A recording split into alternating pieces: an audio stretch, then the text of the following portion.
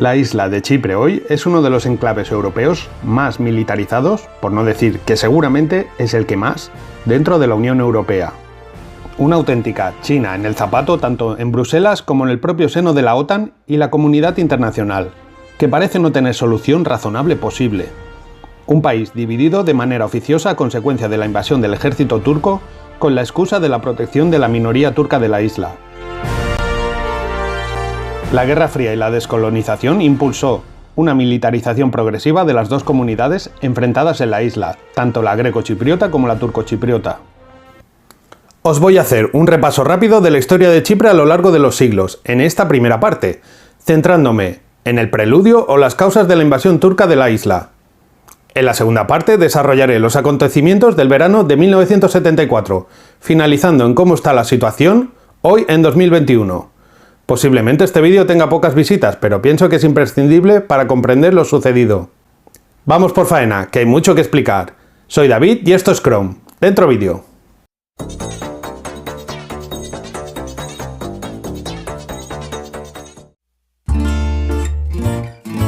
Chipre está situada en un punto estratégico en el Mediterráneo oriental. Ha estado habitada desde la antigüedad por pueblos de origen heleno, pero durante siglos ha caído bajo el yugo de los diferentes imperios que se extendieron por todo el Mediterráneo, como el Imperio Romano, el Bizantino o el Árabe.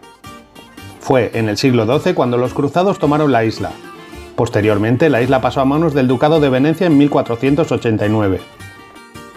No fue hasta la Guerra Turco-Veneciana que la isla fue tomada por el Imperio Otomano en su expansión por el Mediterráneo y por toda Europa. Las tropas otomanas fueron detenidas en su conquista total por la escuadra española en la batalla de Lepanto el 7 de octubre de 1571, y de la que se ha cumplido el 450 aniversario recientemente. Comenzó entonces una política de establecimiento de colonos provenientes de la península de Anatolia con el fin de asentar la plaza para el imperio y anular el carácter helénico de sus pobladores originarios. Pero los problemas realmente importantes entre las dos comunidades comenzaron a tomar forma a partir de 1821, cuando los otomanos ejecutaron a más de 500 grecochipriotas, incluidos los máximos responsables de la Iglesia Ortodoxa. El germen del enfrentamiento comenzaba a eclosionar. En el siglo XIX, una ola de nacionalismo romántico recorría toda Europa, llegando hasta Grecia, que se rebeló frente a la también ocupación otomana. Pronto comenzó a crecer la idea de la unión lingüística, cultural y étnica de todos los rincones de la antigua Hélade o territorios habitados por helenos, la llamada enosis. Esta corriente tambaleó los cimientos del propio Imperio Otomano, que vio peligrar ciudades, islas y territorios, incluso la misma península de Anatolia. Pero la isla de Chipre permaneció bajo la espada otomana hasta que en 1878 Reino Unido tomó el control administrativo de la misma, después de firmar un acuerdo con un debilitado Imperio Otomano que proporcionaría asistencia mutua y protección en caso de hostilidades contra el Imperio ruso. Una vez estallada la Primera Guerra Mundial, Reino Unido, viendo los acontecimientos que se estaban produciendo en la región, vio la oportunidad y se anexionó la isla como colonia del Imperio de Su Majestad, siendo utilizada por la Royal Navy como puerto logístico y retaguardia perfecta para las tropas desplazadas a la región. Chipre formó parte de los territorios que debían asegurar las rutas de comercio desde la India hasta la Gran Urbe. Durante la Segunda Guerra Mundial, Chipre permaneció al margen de las hostilidades. Una vez llegó el final de la guerra, las dos comunidades, tanto turcochipriotas como grecochipriotas, continuaron coexistiendo sin mayores problemas, aunque una nube gris en forma de incertidumbre asomaba por el horizonte. Es en esos años cuando comienza a arraigar las ideas de grandeza de Mustafa Kemal Atatürk dentro de la comunidad turcochipriota, que pronto se vio sumergida en una espiral de etnonacionalismo similar al que décadas antes había empapado a la comunidad grecochipriota. El sistema educativo, el judicial y todos los aspectos culturales que unían a las dos comunidades fueron paulatinamente separados por los dirigentes políticos. ¿Os suena de algo? Las dos comunidades comenzaron a vivir a espaldas una de otra. Los levantamientos en Palestina, la India o Kenia, después de finalizada la Segunda Guerra Mundial, maravillaron a los chipriotas, aunque en ese momento no se produjo un estallido social debido a las luchas internas entre los diferentes partidos políticos. Es en este momento cuando aparece uno de los personajes importantes en la historia reciente de Chipre, Georgios Grivas. El coronel Georgios Grivas Era uno de tantos grecochipriotas que a los 17 años marchó a Grecia para ingresar en las fuerzas armadas del país, alcanzando el grado de coronel. Cursó sus estudios en la Escuela de Guerra Francesa. Luchó contra turcos en la Primera Guerra Mundial y contra los alemanes e italianos durante la Segunda, lo que le granjeó mucha fama y experiencia en combate. Grivas fue un estudioso y ferviente defensor de la guerra de guerrillas. Entró en organizaciones clandestinas de extrema derecha que combatieron tanto a las fuerzas ocupantes alemanas e italianas como a los comunistas griegos. En 1948 regresó a Chipre después de quedar cautivado por las ideas románticas de la enosis. Grivas regresó con una idea clara: pasar del romanticismo o del idealismo a la acción. El plan era desarrollar la infraestructura necesaria y trasladar la guerra de guerrillas a la isla. Organizó, reclutó y capacitó a grupos nacionalistas en la guerra de guerrillas y el sabotaje, así como en el liderazgo de disturbios y manifestaciones. Grivas se reunió con Makarios III, líder de la Iglesia Ortodoxa, líder político también, y posiblemente el personaje más importante de la historia de Chipre durante el siglo XX, del que después hablaré. El coronel Grivas planteó a Makarios una campaña de alta intensidad contra la ocupación británica con el fin de expulsarlos de la isla. Aunque Makarios no ofreció su apoyo incondicional a estos planes, Grivas fue un paso más allá y fundó el famoso EOKA, Organización Nacional de Combatientes Chipriotas, situando zulos de armamento y pertrechos por toda la isla, mientras Atenas hacía la vista gorda. ¿Pero qué fue el EOKA? Pues como siempre, para unos un grupo terrorista y para otros un movimiento libertador. Que cada uno saque sus propias conclusiones. En esos primeros compases, el movimiento era minúsculo y mal armado, pero estaba muy bien organizado y distribuido por toda la isla.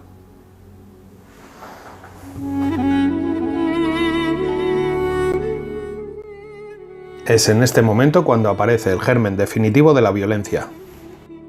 No fue hasta 1955 que comenzaron las acciones de mayor importancia del EOKA por toda la geografía chipriota.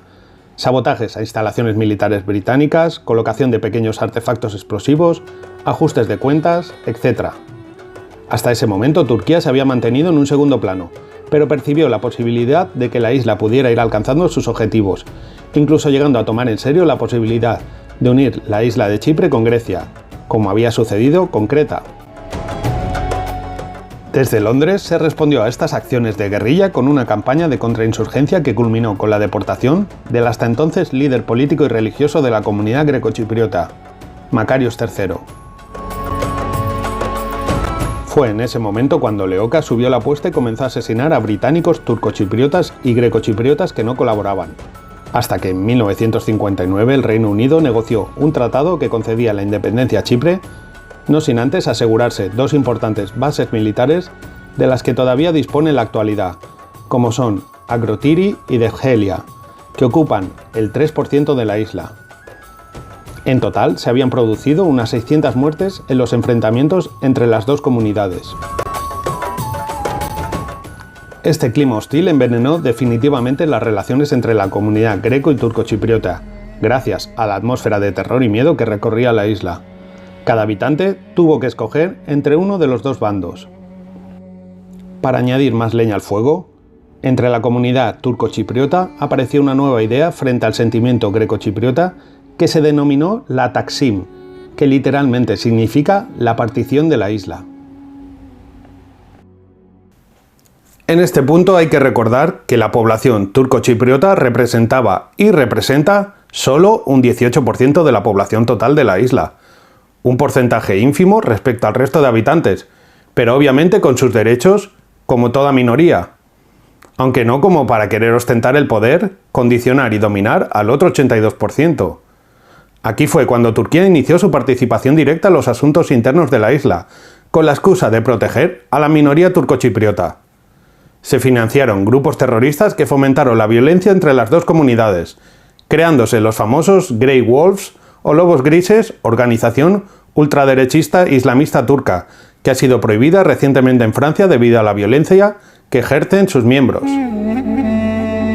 La violencia en las calles llevó a Reino Unido, Grecia y Turquía a buscar una salida para el nuevo estado que se había gestado, la República de Chipre. Los tres países se comprometían a garantizar el statu quo de la isla después de los acuerdos Londres-Zúrich firmados el 19 de febrero de 1959. El acuerdo garantizaba el uso de las dos bases a Reino Unido. También se permitía que tanto Turquía como Grecia pudieran establecer pequeños contingentes militares con armas ligeras, pero prohibiendo el estacionamiento de armas pesadas como pueden ser carros de combate. Los tres garantes de la isla se comprometían a proteger a la nueva república y se rechazaba la unión con cualquier otro estado o la partición de la isla.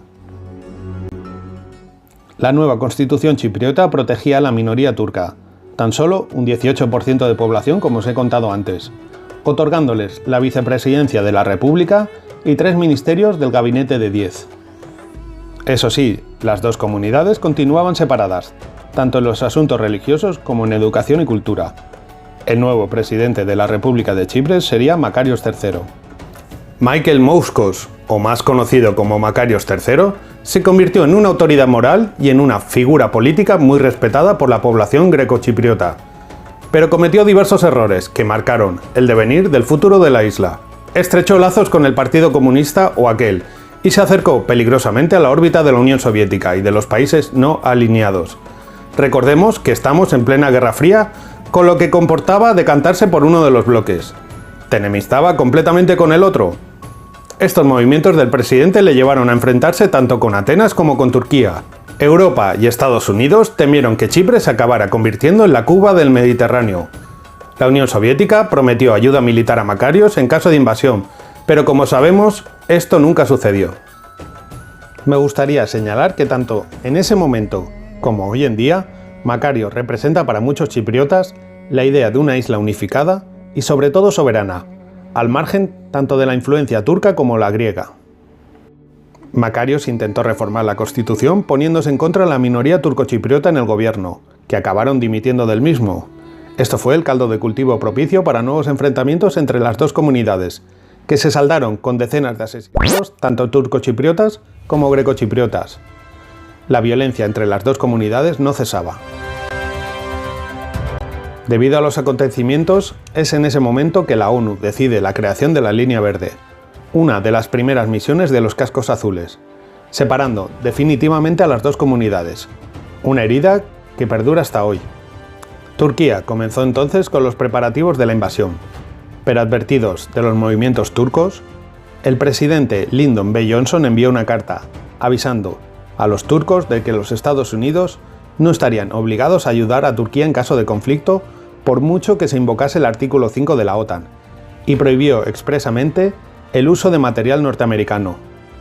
La carta de Johnson disuadió con éxito a las intenciones de los turcos. Este punto también es importante pues ha marcado las relaciones diplomáticas entre los dos estados, que llegan hasta hoy, pues Turquía reconoció su dependencia de Estados Unidos y se conjuraron a no volver a repetir este grave error, desarrollando una industria militar propia que evitara cualquier tipo de bloqueo internacional, y que llega hasta hoy con cierto éxito. La Guardia Nacional Chipriota, compuesta por oficiales griegos y con unos 12.000 efectivos, comenzó a recibir armamento procedente principalmente de los países del Pacto de Varsovia, como 32 carros de combate T-34 yugoslavos, ametralladoras, camiones, vehículos de transporte BTR-152 y un largo etcétera. También disponían de una unidad de élite griega denominada el DIK, con unos 1.200 integrantes. A su vez, el EOKA disponía de más o menos unos 5.000 hombres. Ante la debilidad del gobierno chipriota, el coronel Grivas vio la oportunidad de derrocar a Makarios III con un golpe de estado después de una campaña de asesinatos a partidarios del obispo. Pero Grivas falleció repentinamente y esto debilitó la posición de EOKA y fortaleció a Makarios, que consiguió más tiempo.